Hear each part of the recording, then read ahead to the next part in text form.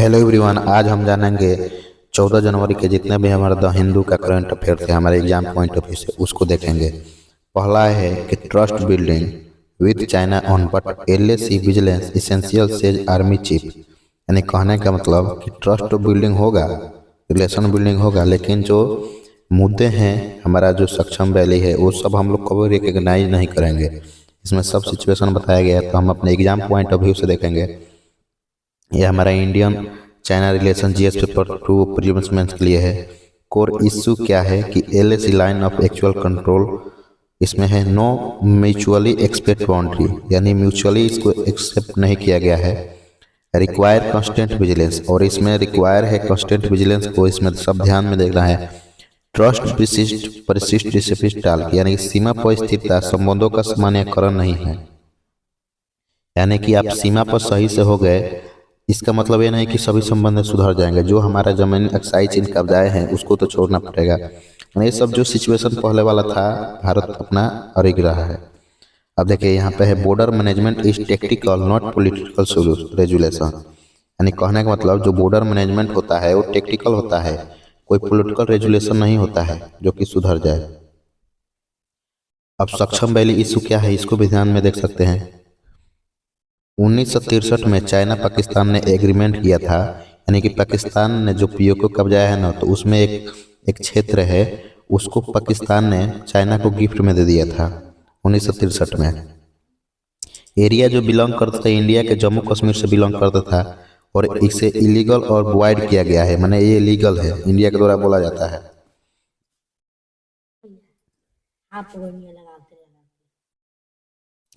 Violet India sovereignty, और India को क्या करता है, सोवरेनिटी जो भी संप्रभुता है उसको ये वायलेट करता है। अब यहाँ पर देखेंगे कि China Pakistan nexus directly effects India territorial integrity, यानी चाइना पाकिस्तान का जो नेक्सस है वो डायरेक्ट इंडिया के टेरिटोरियल इंटीग्रिटी पर क्या करते हैं, इफेक्ट डालते हैं। अब CPEC 2.0 को भी देख सकते हैं, इसके बारे में भी ध्यान रखना है। देखिए पासेस थ्रू पीओके, यानी पीओके के जो क्षेत्र है जो पाकिस्तान ने कब्जाया है उसी से रास्ता क्या है जाता है। CPEC का फुल फॉर्म होता है China Pakistan economic corridor, part of belt and road initiative, यानी BRI का जो है ना एक पार्ट है पीओके, ठीक है। और इंडिया स्टैंड, यानी इंडिया खड़ा है अपने सोवरेनिटी कंप्रोमाइज पर, यानी इंडिया अपने सोवरेनिटी कंप्रोमाइज के लिए कुछ भी नहीं करेगा, ठीक है। अब border stability versus normal relation में देखेंगे। देखिए पीस बॉर्डर पर बराबर नहीं होता है नॉर्मल डिप्लोमेटिक रिलेशन, यानी कि अगर बॉर्डर पर शांति है तो इसका मतलब जो डिप्लोमेटिक रिलेशन है वो सही नहीं हो जाएगा। Normalisation link with status quo and to pre 2020 में पूछ चुका है, म्यूचुअल ट्रस्ट ट्रांसपेरेंसी से क्वेश्चन का। अब एग्जाम टर्म में देखेंगे तो LSC है line of actual control, POK यानी Pakistan occupied Kashmir, strategic autonomy, territorial integrity, से समझ ही रहे हैं सब। अब देखिए प्रीलिम्स क्विक फैक्ट देखेंगे तो LSC क्या है, पूछेगा कि क्या LSC इंटरनेशनल बॉर्डर है, तो नहीं, इंटरनेशनल बॉर्डर नहीं है। सक्षम वैली देखेंगे तो exceeded by Pakistan not legal honour, यानी कि ये गिफ्ट दिया गया है, कोई लीगल ऑनर नहीं है Pakistan. CP is flagship of BRI, और CPC किसका पार्ट है, BRI का। तो आप लोग मेंस में भी देख सकते हैं, प्रीवियस ईयर क्वेश्चन इससे बन चुका है, ठीक है। अब हम नेक्स्ट देखेंगे, इसमें हमने भारत के जो एयर डिफेंस सिस्टम है और उसमें जो भी चीज़ें चेंजिंग हो रहा है उसको भी हमारे आर्मी चीफ ने क्या किया है, कोड किया, जिसमें पिनाका रॉकेट सिस्टम है उसको भी ध्यान में रखते हुए बोले हैं। तो इसके बारे में देख सकते हैं, क्योंकि पिनाका से रिलेटेड चाहे हमारा मिसाइल से रिलेटेड क्वेश्चन पूछा है। देखिए पिनाका रॉकेट सिस्टम का जो रेंज है ना 300 से 450 किलोमीटर तक है, और एक multi barrel rocket launcher MBRL है, ठीक है। और देखेंगे इसका यूज किया जाएगा एरिया सिचुएशन में, रैपिड बटालियन डोमिनेंस में, ठीक है। और इसका महत्व है कि ये पूरी तरह से क्या है, इंडिजीनियस है, इनहेंस कन्वेंशनल डिटेरेंस, और इसको इनहेंस किया जाएगा जिस तरह से हम लोग को जरूरत पड़ेगा आर्मी का। जैसे महत्व में वही दिखाया गया, तकनीकी से भारत की तत्काल युद्ध क्षमता में वृद्धि हो रहा है। और पर्ले मिसाइल को भी इसमें कोड किया गया है। तो पर्ले मिसाइल को देखेंगे तो इसका short range quasi ballistic missile है ये, इसका 400 किलोमीटर है और इसका कैपेबिलिटी ये है कि ये हाई एक्यूरेसी और मेन ओवरऑल कन्वेंशनल वारहेड आसानी से ले जा सकता है। इसका रोल हो सकता है tactical deterrence against hostile forces में। ब्रह्मोस मिसाइल को भी देख लेंगे।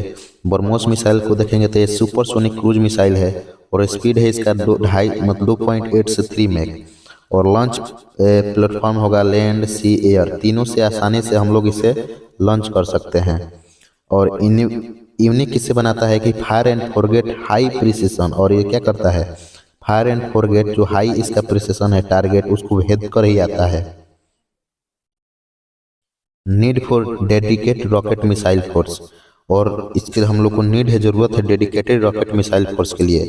देखिए separate command for missile and rocket operation चलाया जाएगा, फास्टर डिसीजन मेकिंग किया जाएगा। इसके लिए सब मन चल रहा है, better coordination with strategic force command, और जो स्ट्रेटेजिक फोर्स कमांड है इसको बनाया जाएगा जो कि युद्ध के समय पर बेस्ट से बेस्ट अपना सब कर पाए। वाई नीड, क्यों आवश्यक है, देखेंगे। China style rocket force model, यानी चाइना ने अपना क्या किया है, रॉकेट फोर्स मॉडल तैयार किया है जो कि रॉकेट का काम संभालते हैं। फ्यूचर वार होगा तो मिसाइल सेंट्रिक टेक्नोलॉजी ड्राइवन से रिलेटेड होगा। और मिसाइल प्रोग्राम डिटरेंस कैपेबिलिटी देखेंगे तो deterrence means preventing war by credibility threat of retaliation, यानी कहने का मतलब डिटरेंस मतलब होता है कि वार से पहले अपने क्रेडिबिलिटी और थ्रेट को, उसके लिए हम लोग तैयार हो जाना, यही डिटरेंस मीन्स होता है। इंडिया स्ट्रेंथ देखेंगे तो हमारा इंडिजीनियस R&D DRDO जो है nuclear and conventional missile mix बना रहा है, सेकेंड स्ट्राइक कैपेबिलिटी भी रखता है, ठीक है, ऐसे ऐसे मिसाइल बना रहा है। चैलेंज है कि कमांड इंटीग्रेशन, यानी कमांड इंटीग्रेशन को ध्यान में रखना होगा। रैपिड मॉडर्नाइजेशन बाय एडवर्सरी, और इससे प्रीवियस ईयर क्वेश्चन पूछा है आप GS में पेपर 13 में, अब देख ही सकते हैं यहाँ पे।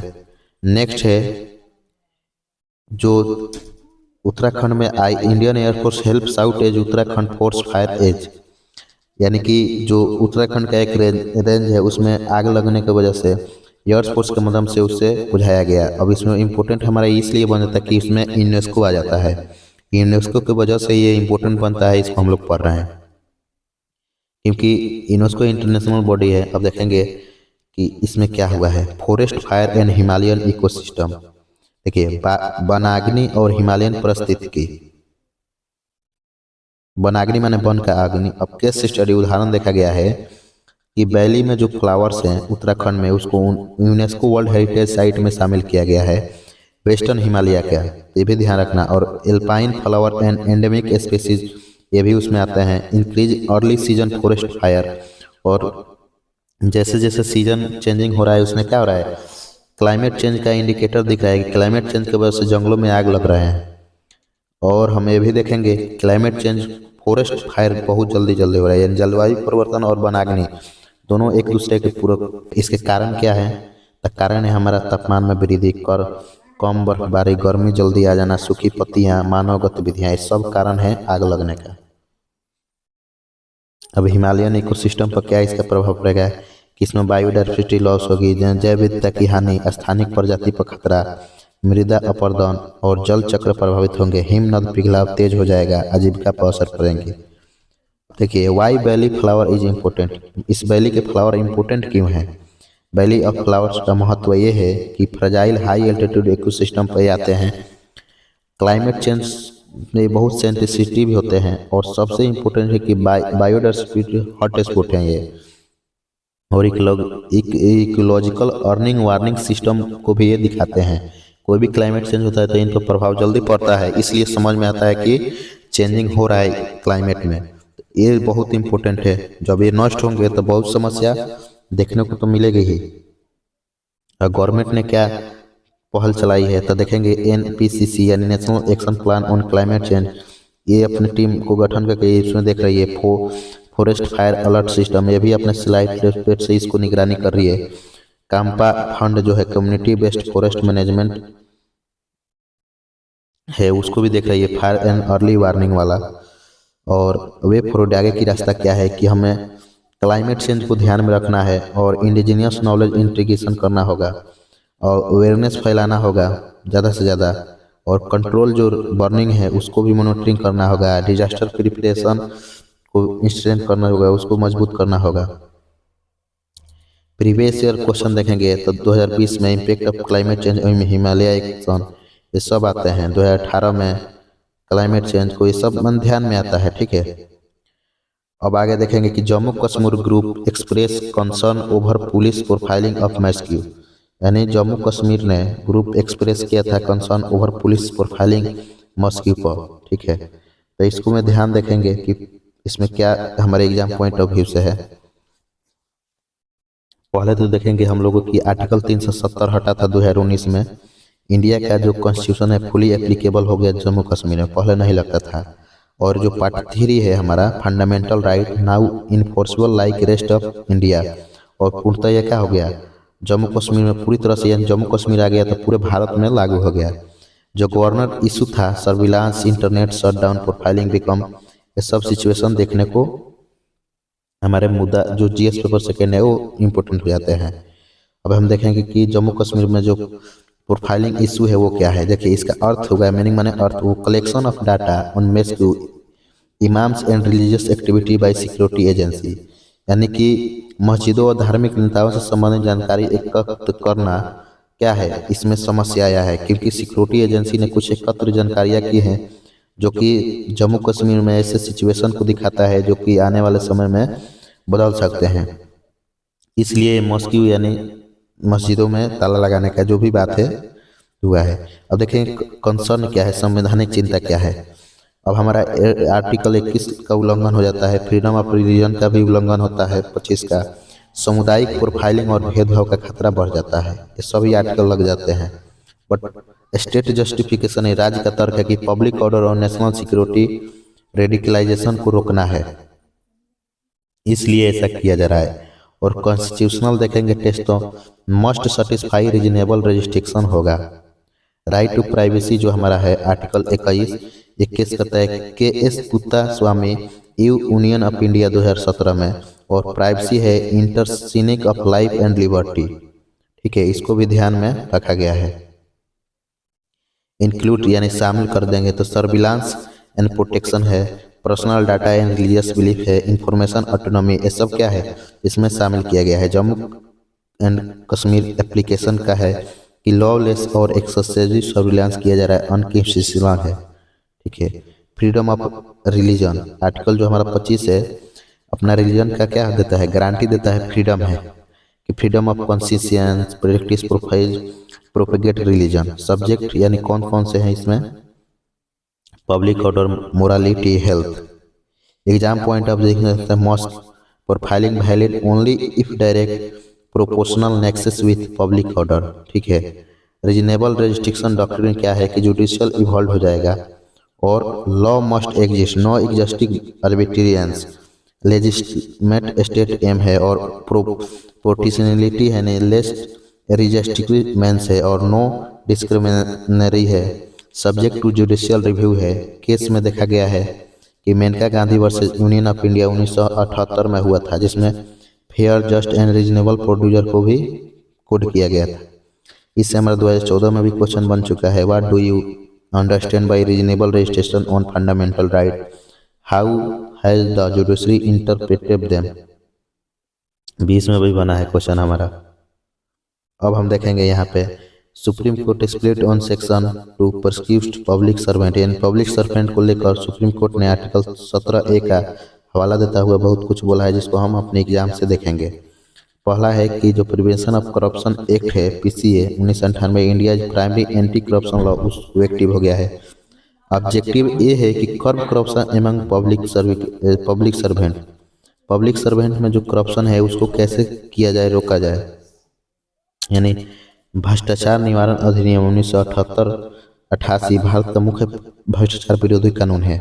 इसका उद्देश्य है कि लोक सेवा में भ्रष्टाचार पर नियंत्रण करना, और 2018 में संशोधन करके इससे जवाबदेही और ईमानदार अधिकारियों की सुरक्षा में भी डाला गया था। अब देखिए ध्यान से, हमारा 17 सेक्शन ए है, पूर्व अनुमति देता है क्या, इन्वेस्टिगेशन करने के लिए किसी ऑफिसर का, और inserted by PCA amendment act 2018, और इस अमेंडमेंट का इसके जोड़ा गया था। Prior approval mandatory before inquiry investigation, यानी जो अप्रूवल है प्रीयर मैंडेटरी बिफोर इंक्वायरी पहले apply to decision taken in official duty. Approval authority क्या है कि सेंट्रल गवर्नमेंट लेगी, सेंट्रल एम्प्लॉयज होंगे, स्टेट गवर्नमेंट जो स्टेट एम्प्लॉयज है वो सब ले सकते हैं। अब देखिए यहाँ से हिंदी में की धारा 17A वर्ष 2018 में जोड़ी गई, जो हम अब ऊपर भी देखा है। सरकारी कर्तव्य के दौरान लिए गए निर्णयों पर जांच से पहले पूर्व अनुमति अनिवार्य होना चाहिए। उद्देश्य है कि ईमानदार अधिकारियों को अनावश्यक उत्पीड़न से बचाना, ठीक है, यानी जो ईमानदार अधिकारी हैं उनको ज़्यादा समस्या नहीं आए। Supreme court view split body, यानी सुप्रीम कोर्ट का दृष्टिकोण, उन्होंने बोला है कि सुप्रीम कोर्ट के deliver a split verdict on validity of section 17A view follow necessary to protect honest decision making. दूसरा may dilute anti corruption investigation, और तीसरा है case refer to larger bench, यानी सुप्रीम कोर्ट में विभाजित निर्णय होना चाहिए। एक मत होना चाहिए कि ईमानदार अधिकारियों की सुरक्षा जरूरी, दूसरा मत है कि भ्रष्टाचार जांच कमजोर हो सकती है, इसलिए हमें अच्छे से इसका जांच करना चाहिए। तो यही सब हमारा है। सकारात्मक चुनौतियां भी हैं, पॉजिटिव देखें कॉम्प्रिहेंसिव लीगल फ्रेमवर्क होगा, क्रिमिनलाइजेशन ऑफ ब्रिंग गिविंग होगा, provisional for attachment of property होगा। चैलेंज क्या है कि delay in section, low conviction rate, political bureaucratic interference होगा, ठीक है। तो अब हम देखेंगे अपना दूसरा, सुप्रीम कोर्ट ने क्वेश्चन किया है इलेक्शन कमीशन पर उन वोटर डेलीटेशन सिटीजनशिप पर। तो इसमें सुप्रीम कोर्ट ने ये बताया है, संवैधानिक हवाला देखे कि आर्टिकल 324 जो हमारा है superintendent direction control of election का लेकर बोला है स्वतंत्र संवैधानिक संस्था conduct election to Lok Sabha, Rajya Sabha, state legislative assembly, president, vice president, यानी जो इलेक्शन कमीशन है वो स्वतंत्र रूप से इसको कंडक्ट करती है। सुप्रीम कोर्ट ऑफ इंडिया का है कि आर्टिकल 32 में प्रोटेक्टर ऑफ फंडामेंटल राइट, और आर्टिकल 136 है special leave to appeal, article 142 है कि कंप्लीट जस्टिस होना चाहिए, गारंटी ऑफ कॉन्स्टिट्यूशन यानी संविधान का संरक्षण इंश्योर करेगा supreme court, rule of law, judicial review, ये सब सुप्रीम कोर्ट को पावर देता है। अब कोर इशू क्या है, वोटर लिस्ट डेलीटेशन यानी एसआई एक्सरसाइज का है, स्पेशल इंटेंसिव रिवीजन ईएसआई का रूल है कि चुनाव आयोग की भूमिका, electoral rule under RP act 1950 के तहत इसको सब किया जा रहा है। Power to add delete names after due process, यानी कि ये पावर देता है कि ऐड कर सकता है, डिलीट कर सकता है नेम को आफ्टर ड्यू प्रोसेस, कुछ प्रोसेस के बाद। ऑब्जेक्टिव है कि प्योरिटी ऑफ इलेक्टोरल रोल, यानी कि साफ सुथरा इलेक्शन कराया जाए। सुप्रीम कोर्ट का दृष्टिकोण क्या है इस पर, तो सुप्रीम कोर्ट ने नो आर्टिबरी डिलीटेशन ऑफ वोटर को दिखाया है। Principle of natural justice must be follow, यानी कहने के चाहिए कि जो प्रिंसिपल नेचुरल जस्टिस है उसको फॉलो करना चाहिए। Voting right cannot be remove without reason order, और जो वोटिंग राइट है बिना किसी रीजन ऑर्डर को उसको हटाना नहीं चाहिए, सुप्रीम कोर्ट ने बोला है। और कॉन्फ्लिक्ट एरिया क्या है कि एडमिनिस्ट्रेटिव एफिशिएंसी यानी election commission versus fundamental right protection supreme court, दोनों में फंडामेंटल राइट को भी प्रोटेक्ट करने के लिए खड़ा हो गए हैं और इलेक्शन कमीशन भी अपना काम पर अड़ी हो गया है, ठीक है। और आर्टिकल 326 है कि इन्वर्सन एल्डर डिफरेंसिस है जो एवरी सिटीजन को जो 18 प्लस से ज़्यादा है उनको वोट का अधिकार देता है। तब पूछेगा किस आर्टिकल के तहत अधिकार मिलता है वोट देने का, article 326 subject to disqualification instantly, और माने जो ये सब आएगा तो उसको क्या किया जाएगा, डिस्क्वालिफाई किया जाएगा, करप्ट प्रैक्टिस हो जाएगा, ये सब चीज़ें हमारा आती है, ठीक है। सिटीजनशिप राइट टू वोट नहीं है, अगर आप सिटीजनशिप से तो वोट देने का अधिकार नहीं हो सकता है, ध्यान रखना है। सिटीजनशिप लीगल स्टेटस होना चाहिए। Right to vote statutory constitutional right not fundamental right, ये जो वोट देने का अधिकार है एक स्टैट्यूटरी कॉन्स्टिट्यूशन राइट है, आपका एक फंडामेंटल राइट नहीं है। सबसे इंपॉर्टेंट पॉइंट है क्या वोट देने का अधिकार आपका फंडामेंटल राइट है नहीं। सुप्रीम कोर्ट व्यू का है right to vote is not a fundamental right, supreme court ने भी बोला है, बट ओन्स गारंटेड, माने गारंटी दिया जा सकता है एक बार, it must be fair non arbitrary protected. तो वही हमारा उसका बताया गया क्या सुप्रीम कोर्ट में ईवीएम वीवीपैट वेरिफिकेशन मैंने ये सब बोला है कि कैसे इलेक्शन कराना चाहिए, इससे प्रीवियस क्वेश्चन हमारा बन चुका है। Discuss the role of the election commission for India ensuring free and fair election. ठीक है, 2022 में हमारा मेंस में क्वेश्चन बना है। Electoral roll, integrity, neutrality of election commission, judicial oversight by supreme court, judicial review of the electoral process, enhance democracy discuss. ठीक है, तो ये सब क्या है हमारा। नेक्स्ट है हमारा 100 children kill in Gaza since true UN, यानी जो चिल्ड्रन हैं 100 से ज़्यादा गाजा मर गए हैं और इस पर UNICEF ने आ गया है बॉडी, इसलिए ये हमारे लिए इम्पोर्टेंट हो जाता है। अगर ये वाली बॉडी अगर इसमें नहीं चर्चा में रहती तो ये इम्पोर्टेंट नहीं होता। वही जो वर्तमान में है कि UNICEF ने रिपोर्ट दिया है कि सीज फायर एग्जिस्ट करता है बट सिविलियन डेथ कंटिन्यू, यानी सीज फायर तो एग्जिस्ट है, मतलब है हो गया है, लेकिन जो सिविलियन डेथ है कंटिन्यू हो रहा है, और सबसे ज़्यादा स्पेशली चिल्ड्रन का death. Gaza crisis highlight humanitarian emergency in international law violence, और जो देखा जा रहा है कि ह्यूमैनिटेरियन इमरजेंसी है उसको कैसे वायलेशन किया जा रहा है। प्रमुख मुद्दे क्या है कि international humanitarian law IHL protection of civilian during arm conflict और जेनेवा कन्वेंशन वायलेट किया गया है ड्यू टू इनडिस्क्रिमिनेशन अटैक, यानी वही हम का है जेनेवा कन्वेंशन को भी क्या किया गया है, वायलेट किया गया है। Targeting civilian infrastructure hospital school, जो कि बहुत इंपॉर्टेंट है। जेनेवा समझौता में बोला गया था कोई हॉस्पिटल पर स्कूल पर टारगेट नहीं करेगा, जैसे कि हिंदी में भी है मानवीय कानून। युद्ध में आम नागरिकों की सुरक्षा अनिवार्य होना चाहिए, अस्पताल, बच्चे, महिलाएं संरक्षित बढ़ते हैं, लेकिन इसको भी इसमें हटा दिया गया है। यूनिवर्सिटी का रिपोर्ट है कि हाई चिल्ड्रन मोर्टेलिटी, यानी बच्चों का मृत्यु दर ज़्यादा है, किसके लिए, फूड, वाटर और मेडिसिन की वजह से बच्चों का डेथ बहुत ज़्यादा हो रहा है, और ह्यूमैनिटेरियन कॉरिडोर अपन ब्लॉक्ड हो रहा है। ठीक है, अब देखेंगे कि human right, global ethic, international relation, सभी हमारे क्या आ जाते हैं, इसमें आ जाते हैं। इंडिया बैलेंस डिप्लोमेसी, यानी भारत की संतुलित कूटनीति, जो भारत की संतुलित कूटनीति है वो क्या होता है, इसमें बैलेंस हो जाता है। जैसे इजराइल राइट टू सिक्योरिटी, फलस्तीन राइट टू स्टेटहुड, ये सभी हमारे उसमें आ जाते हैं। एडवोकेट्स जो है 2 स्टेट सोल्यूशन देते हैं, और immediate cease fire humanitarian add के लिए इंडिया सेंड भेजा है। इंडिया ने इसमें मदद किया है आपका medical aid material of Gaza. Bharat की न तो पक्षपात न छुपी, रणनीतिक पर नैतिक संतुलन, यानी भारत ने अपना दिखाया है। ये क्यों इम्पोर्टेंट है, क्योंकि इंटरनेशनल रिलेशन दिखाता है, role of India in global conflict, human right, humanitarian assistance, और India is responsible global power, इसको भी दिखाता है। अब इससे हमारा प्रीवियस ईयर क्वेश्चन बन चुका है। इंडिया अप्रोच टू इजराइल फलस्तीन कॉन्फ्लिक्ट, यानी 2018 में इससे क्वेश्चन बना है, आप देख ही सकते हैं। ठीक है, तो ये रहा हमारे द हिंदू के जितने भी हमारे UPSC के प्रीवियस क्वेश्चन से लिंक। पहले तो ये बात है उसका आप लोग देख ली कि क्वेश्चन आया हुआ था, उससे हम लिंक करके सभी क्वेश्चन हम लोग देखें, और जो भी हमारा करंट अफेयर्स है हिंदू का, इसलिए इम्पोर्टेंट हो जाता है। तो मिलते हैं नेक्स्ट वीडियो में। Thank you so much.